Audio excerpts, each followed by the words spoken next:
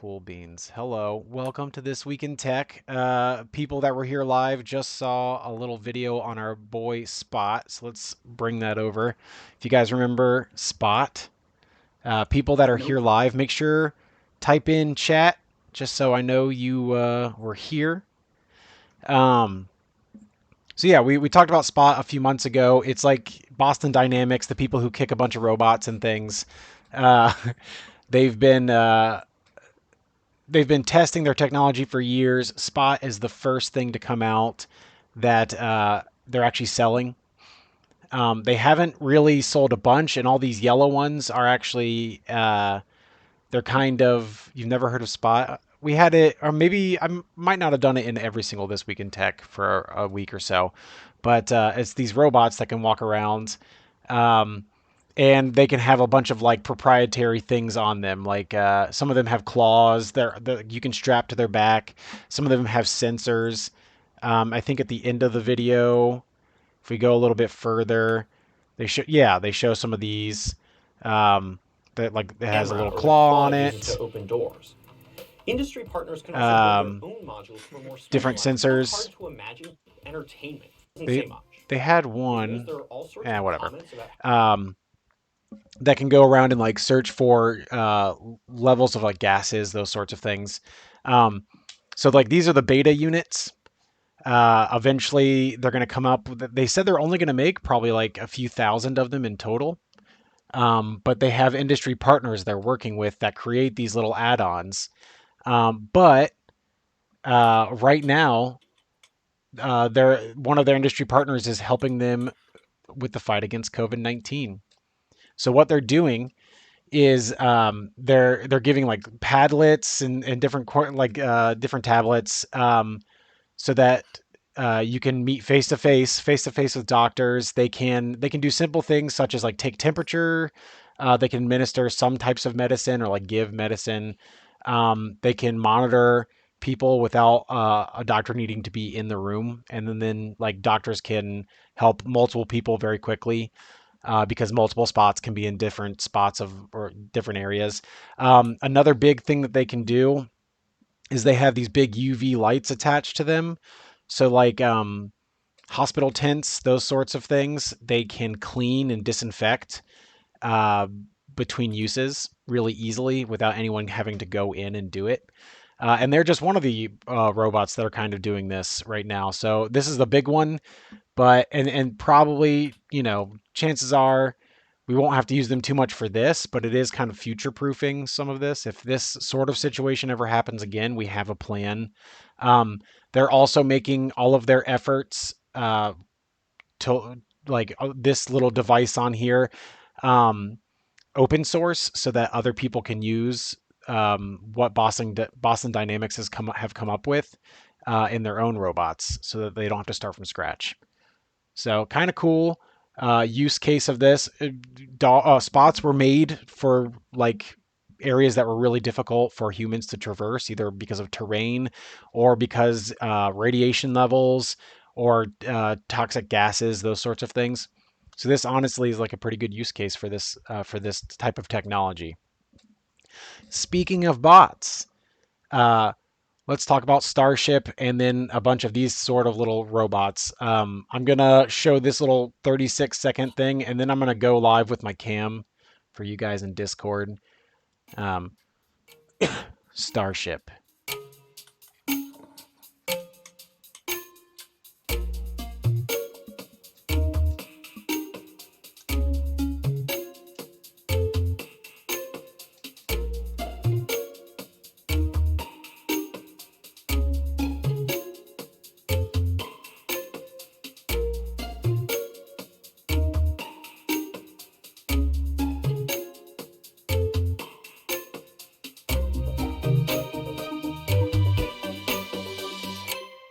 There you go. All right. Real quick, I'm gonna stop streaming and then I'm gonna go live with my OBS. Done.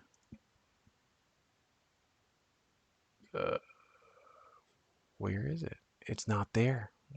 I don't have the option anymore. Oh no, I don't like Discord now. That's bad. Hold on, screens.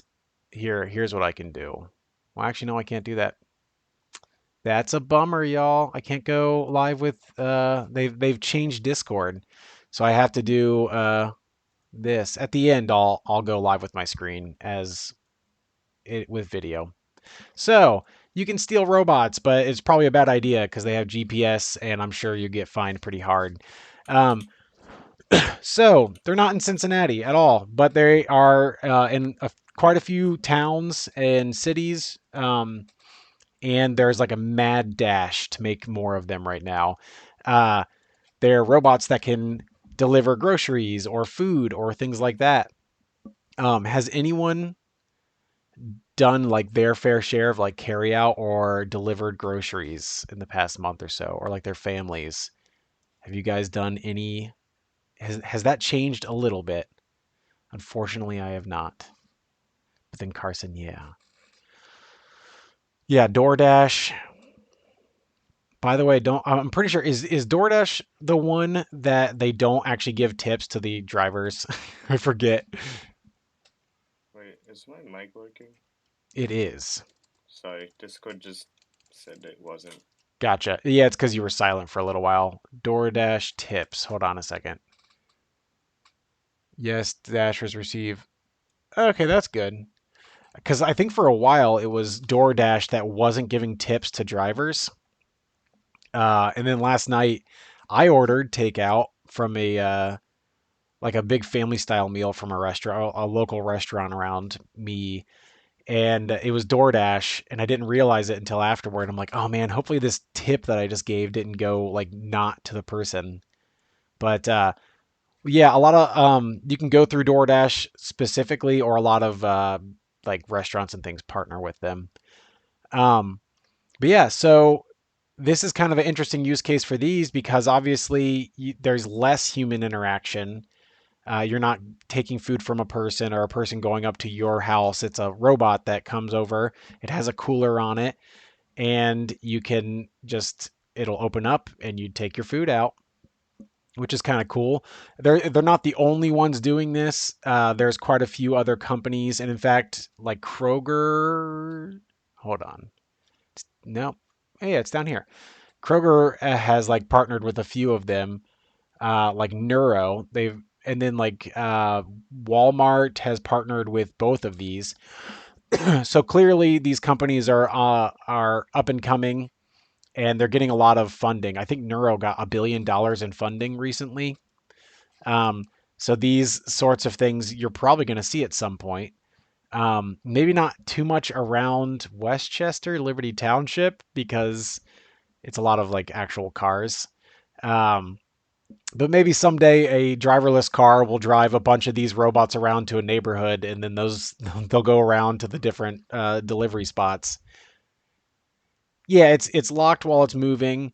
They went through a whole thing of like trying to trick it. If you step in front of it, it'll move. If you surround, um, if you surround this thing, or this is a different one, but if you surround it, it'll say like, "Hey, I have a delivery. Can you please move?" And if not, they have human intervention that will step in, um, like in each of the areas, each of the active cities.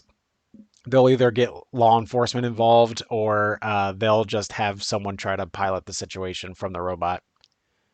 So while it's moving, okay, yeah, it's definitely locked until it gets to its destination. Um, but yeah, I don't know. We could be seeing this in the next few years, especially now. Apparently, I mean, obviously we're in a special situation, but the, in markets that that already have this technology, the demand for them has more than doubled, and they're building robots like crazy because they already have it working. It's already working in different situations, different towns and cities. They have most of the kinks worked out. Um, Obviously, there's always improvements to be made, but um, it's just moving it to different locations, mapping out the city to make sure that the robots can traverse them, and then letting them go free. Working with the cities to make sure that there's certain rules in place. Humans are becoming too lazy. Uh, Yeah. I mean, and you could also argue that it's giving like people who like DoorDash, those people get money for making those deliveries, and they wouldn't be in this situation. Um, but at the same time, some of those gig economy jobs aren't worth it anyway. They're pretty rough. All right, let's talk about a couple quick things from Google. So Google just released AirPod style. I forget, they're Pixel Buds. Apparently they're pretty good. I don't know. I haven't tried them. But along with it, here's the bigger news: is that there's Bluetooth upgrades for Android. Yeah, of course they did. Yeah. I will say, if you are Google, Apple, and Microsoft, you are competing with each other constantly for everything. Almost. Microsoft has kind of decided they fit their niche, but for the most part, um, Google and Apple especially are pretty much toe to toe in most things. But what they've done is they're enabling new Bluetooth features. So far, the only things that use them are the Pixel Buds and Harman Kardon Flies, which are a subsidiary of Samsung. Um, but you'll see more and more things using these new Bluetooth features soon. So they'll have battery info on your Bluetooth device, fast pairing, and then like find my device. It now works with your Bluetooth headphones, which is kind of nice. I don't know. Does AirPods have that feature?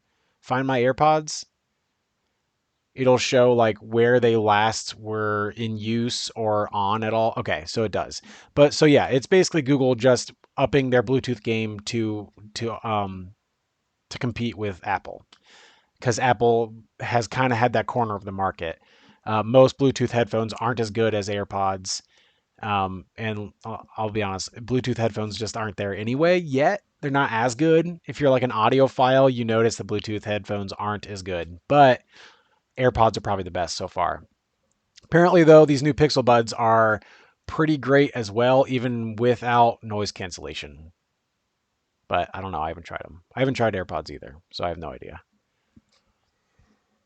So a lot of this week will be updates on things, just so there's a fair warning on that. By the way, and I will also figure out if I can go live with OBS again. I'll just have to work out kinks. I did not realize that this was going to happen. Um, so 160,000 Nintendo accounts were compromised. Remember last week when we talked about people being able to breach Nintendo? Hello, Sam. How's it going, man? Um, so they said 160,000 were breached. Um, so make sure to give two-factor authentication on your account. That's kind of a big deal because a lot of your information will be breached or is given away if that info is breached. They finally gave an official statement about it, saying like there's 160,000 people. Please turn on two-factor authentication. So that helps a little bit, but um, I set up two-factor authentication last week or the week before, and theirs is through text. So you will get a text, that kind of two-factor authentication. When a new sign in happens on a device, uh, you'll get a text saying or giving a code, um, which is better than no two-factor. But unfortunately, texting is easier to get to like influence and get to track and be able to. There's vulnerabilities to that way.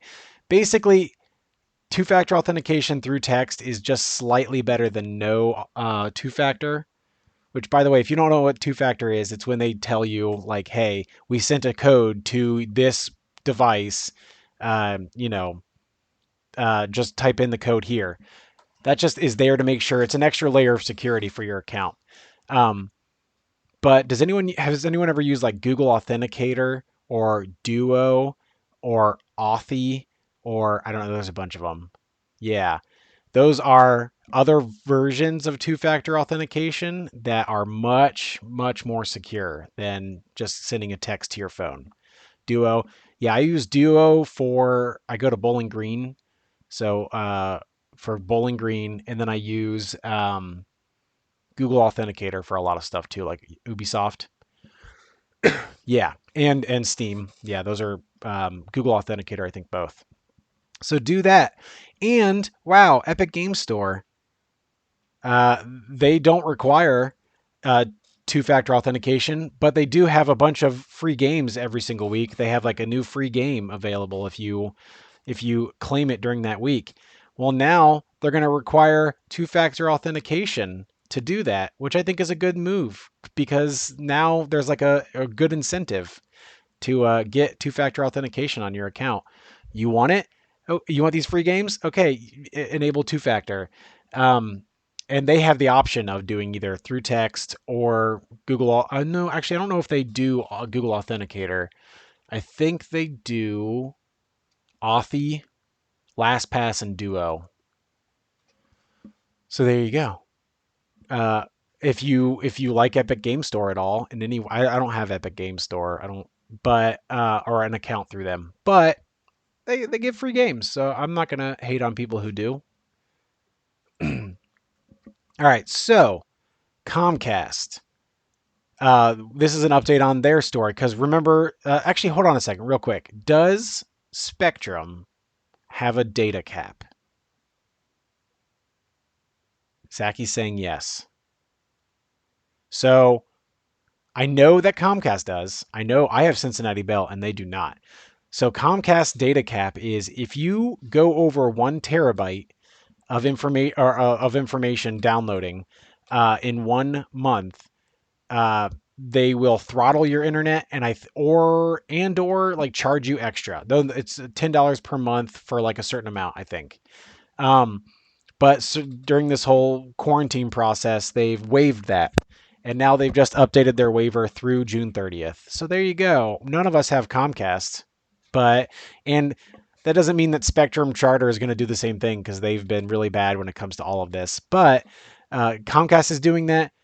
Verizon also is not disconnecting anybody or applying late fee charges through June now as well. They just updated that. And AT&T is waiving overage charges for wireless customers through June 30th. So there you go. If you are Verizon, if you are AT&T, there you go. Those are new things for you. Look those up. I don't know if those would affect you anyway, but there you go. Speaking of AT&T, oof, big oof. Their CEO is retiring. This guy, no wait, no, yeah, Randall Stevenson, and then John Stankey. There you go. John Stankey is taking over. I know, right? No, the AT&T not been great the past few years. So they changed CEOs and they announced a multi-year cost-cutting program. They're going to save $6 billion over the next 3 years. Yeah. But they're going to get rid of a ton of jobs doing it. They called it, hold on a second. Where is it? There is a horrible name for it. I gotta find it. Hold on a second. Headcount rationalization. So they're getting rid of a ton of jobs, like thousands and thousands, and they just got rid of like 32,000 in the past year or so. So this is a new initiative, which means probably way more, called headcount rationalization.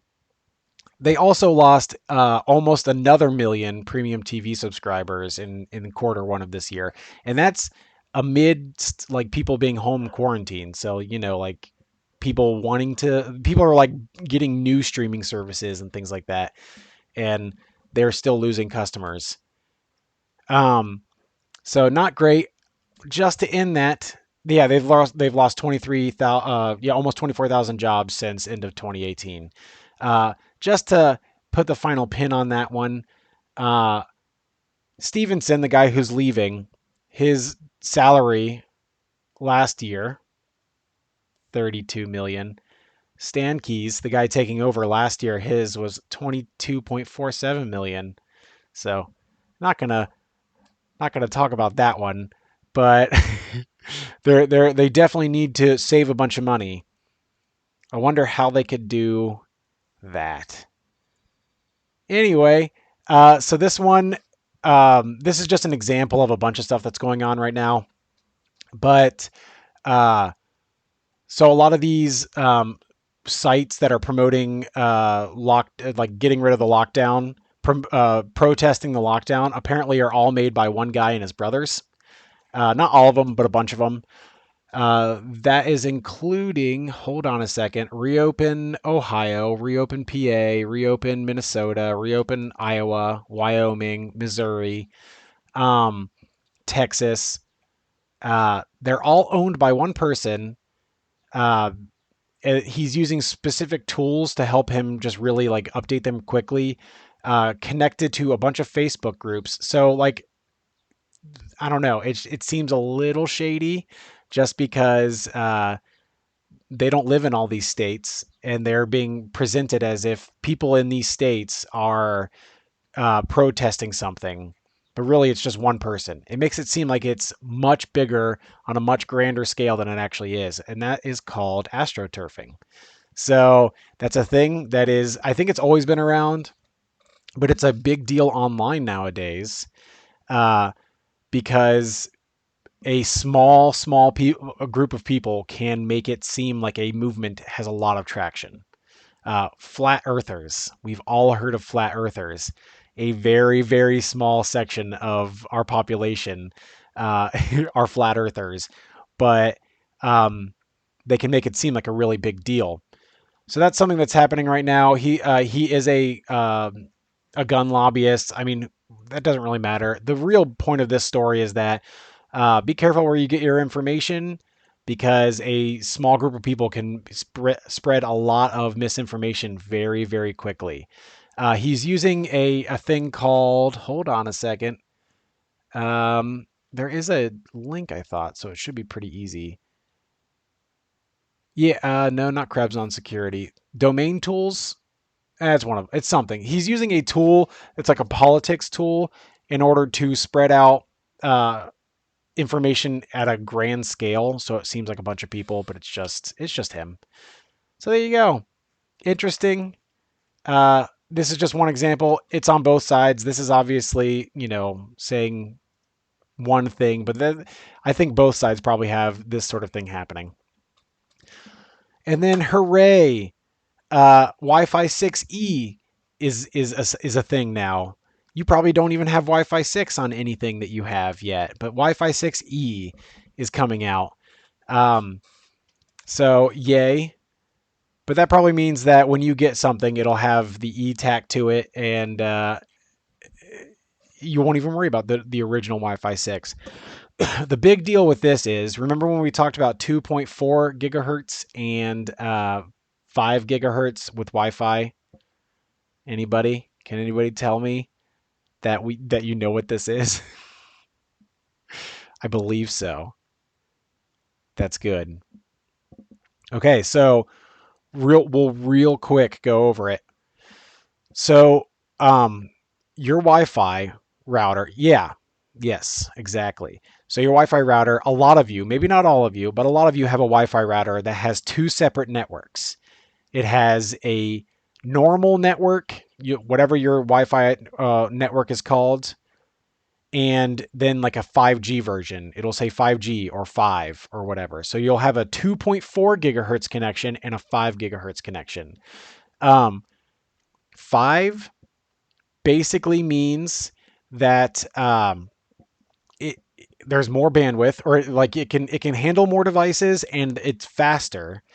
But it gets stopped by walls and things a lot more, and it doesn't have as big of a range. 2.4 has a bigger range, but it can't handle as many devices on it, and it can't handle it's not as fast. So right now, some of you guys probably running into Wi-Fi issues. If you have both of those networks, you can have some of your devices on 2.4G, some of your devices on 5G, and you probably won't run into as many issues. If you have like your parents working from home and you have brothers or sisters that are also doing schoolwork or streaming or gaming, that sort of thing, and you're noticing slowdown, that's one way to help it. Wi-Fi 6E is adding a new bandwidth to the spectrum, 6 gigahertz.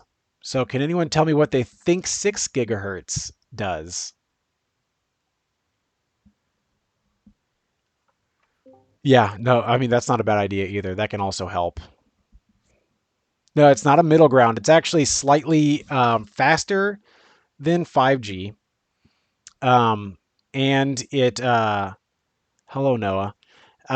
It's slightly faster than 5G, and it gets stopped by walls a little bit more than 5G. But it's a third option. So that means that you can split your network and your home by 3 different channels now. You have 2.4, you have 5, and you have 6. So now they're not competing with each other because they're working on different bandwidths. Another thing they added was 1.2 gigahertz, another band, so that things that don't need that fast speed that can be put on, like maybe some like IoT devices, Internet of Things devices, they can be put on the 1.2 gigahertz spectrum. So now you have 4 different spectrums. You have 1.2, 2.4, 5, and 6. You have all, if you have a billion things in your house that all connect to your internet, you now can split them across 4 different gigahertz frequencies. So clearly, they're preparing for everything in your house to be connected to the internet. So eventually, that's probably what's going to happen. So it used to be that 6 gigahertz, you had to have a license in order, or like you had to be licensed by the FCC in order to use it. Now it's unlicensed. Same thing with 1.2 gigahertz. It's now unlicensed for indoor devices. So like I kind of would, it would make sense for 1.2 gigahertz to be like, if I want my grill to be connected to Wi-Fi, it'd be 1.2 gigahertz because it could go further. But so that maybe that's for the future. The future, your grill will be connected, and there won't be a problem with that. This one I just thought was kind of interesting. It is a standing desk kind of thing that can fit in your bag. So if you want to travel and also stand and also have a standing desk, also this kind of stuff is kind of cool. They've made it. It folds and it's pretty rigid and good. I only say this because I teach technology. And so that means I have a bunch of people who like to probably sit at their desk all day. I know that's not all of you, but I feel like I might get a few people who say I could probably sit at my desk all day, or they'll have jobs where they probably sit at their desk all day. And I will tell you, you won't be a teenager forever, and sitting at your desk all day will eventually be the worst thing on the planet. I know I have to get up and move right now a lot. I've worked at my desk all day. It's the worst. Teaching, normally I get up and get back down all the time. So I'm just saying, maybe at some point, think about standing desks. They're pretty great. You don't have to stand all the time. In fact, they say that's just as bad as sitting all the time. But that's why a lot of them are like you can move them back down and move them back up. Yeah, think about getting a standing desk. Helps with your posture. Nobody can see me now because Discord's being weird, but it helps with your posture. I'm sitting straight up. All right, so Apple is going to be they're going to start making their own processors again, which they already kind of do for phones. You don't use Snapdragon, you Apple people. You don't use Snapdragon, you use the A13s or the A12s or whatever. And guess what? Mac computers used to have their own proprietary processors. That's his money. I know. Yeah, some of them are expensive. You can also get like converters on standing desks, or like it's just something you put on top of your own desk and you can move it up and down. Those aren't too bad, but they're not cheap. They're not cheap. This thing probably not super expensive, but it's also I feel like it's only for travel. I would not want to use this every day. You could be like Mr. Kreider. I've walked past his class a few times, or I've talked to him in the doorway a few times. He's just got a stack of books that he puts his laptop on. You could do that kind of situation. But anyway, So it looks like by 2021, Macs are switching back to making their own processors. They've been using Intel processors um, for a long time. I remember it was a big deal when when they switched over to Intel because you could use Boot Camp. Then you could make your Apple laptops or whatever computer you had run Windows, which probably is going to be a thing of the past here soon when they come out with their new CPUs. They're codenamed Kalamata, which is an olive. Um, Apparently going to be super good, but that's Apple saying that, so I have no idea. Um, it'll be based on the same stuff they make their mobile processors with, but obviously just a lot more intense. I think it's going to have like 8 cores, 8 normal cores, and then like 4 power saving cores for when you're on battery and you don't need to use as much power. It won't be as high voltage. So kind of an interesting concept. We'll see how that affects things from Apple's point of view. It could be really nice because Apple won't have to wait on Intel to update things before they do. Um, I know they've run into issues with that a few times. They can't really update things as quickly because they need Intel to do it first. So now that fixes that problem. And it's more competition for Intel, which is always good because AMD has been really good. They've been really good competition the past couple years. And Intel really needs to step up their game. So we talk about Zoom every week, so let's talk about something similar but not the same. Google and Microsoft are doing their best with Microsoft Teams and Google Meets, right? It's Meets now. Used to be Hangout Meets. No, it's just Meet. Okay. Google Meet is now free for anybody who wants to use it. So that's good. And then Microsoft Teams is working on making their platform more accessible for people. So Zoom is getting competition, which is good because they've had a bunch of security issues. Um, hopefully this is something that people can go to that they rely on a little bit more. I don't know. Microsoft Teams so far has been kind of annoying to use. I'll be honest with you. Zoom is kind of easy. I have to use Zoom for Butler Tech stuff, and I use Teams for Lakota stuff.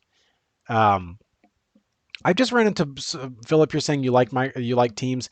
I've just run into some weird like issues constantly with Teams, and they log me out, and then all of a sudden I can't log back in for whatever reason. There's like technical issues, and so I have to join everything as a guest, and I can't participate in anything. It's just kind of annoying.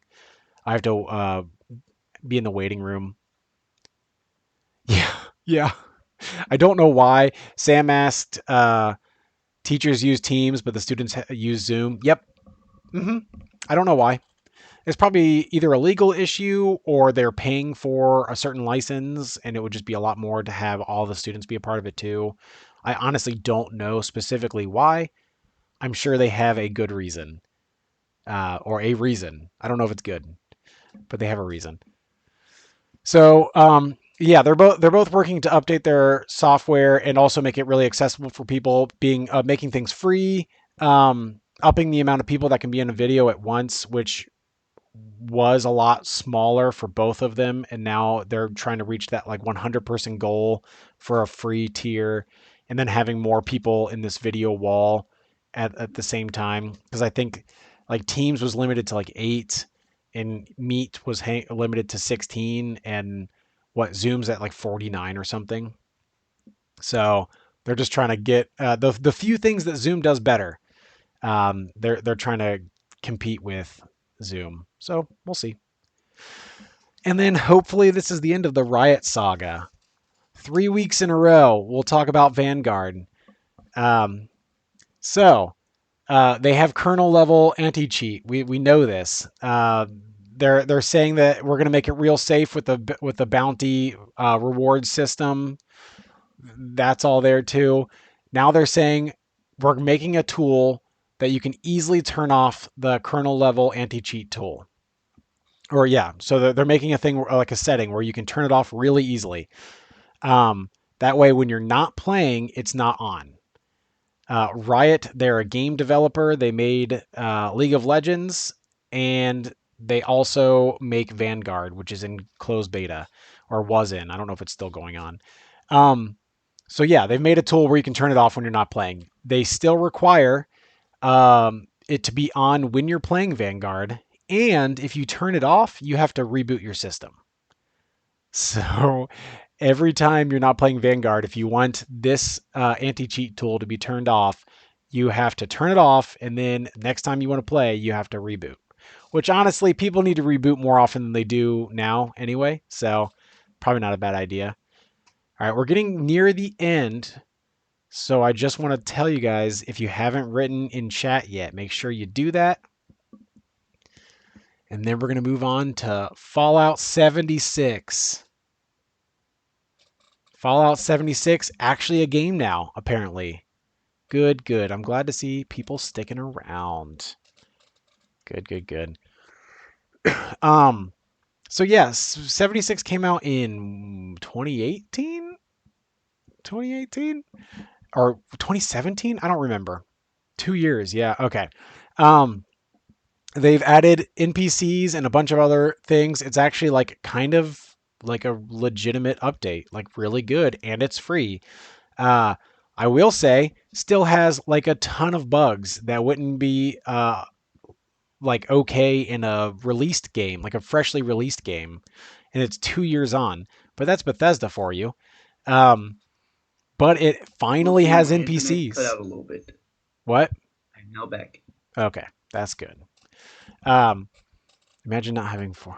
Hilarious. All right, just checking chat and making sure it wouldn't be Fallout without bugs. This is true. Fallout games are notorious, and well, Bethesda games in general are notorious for bugs. These are never going to get fixed. I don't know if you really want to support Bethesda. I know Sam was saying you feel bad for wanting to buy it. I think this is like a legitimate update from what I've read. It's pretty good. It actually makes Fallout 6 not just like an empty shell of a game. But yeah, I mean, I can also understand, what did Bethesda do?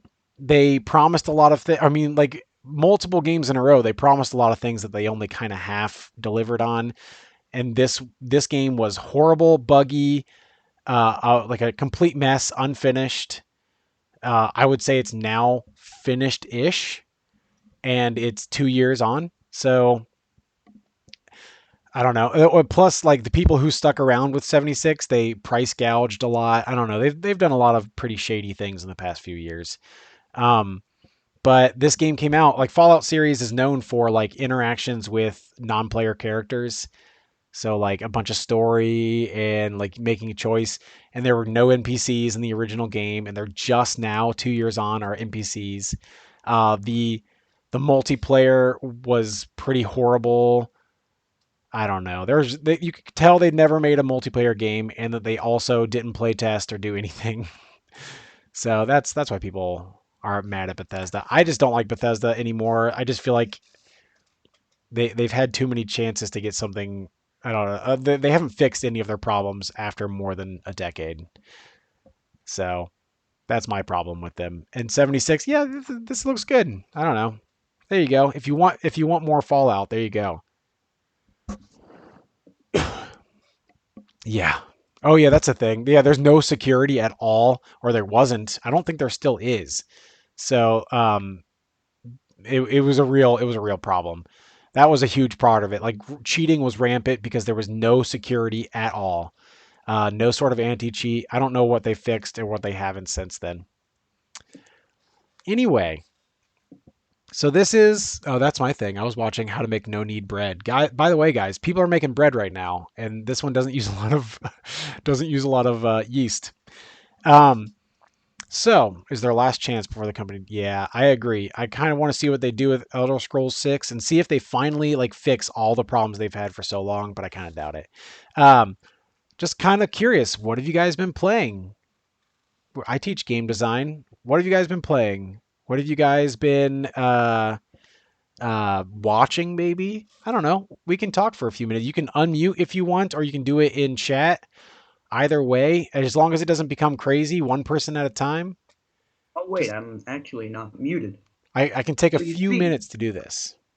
And then, by the way, hold on a second, real quick. I just want to say, people that are not watching this live, I'm gonna stop it here just so you don't have to listen to everything. But feel free to comment in this discussion if you want to talk about what you've been doing. Yeah, there you go.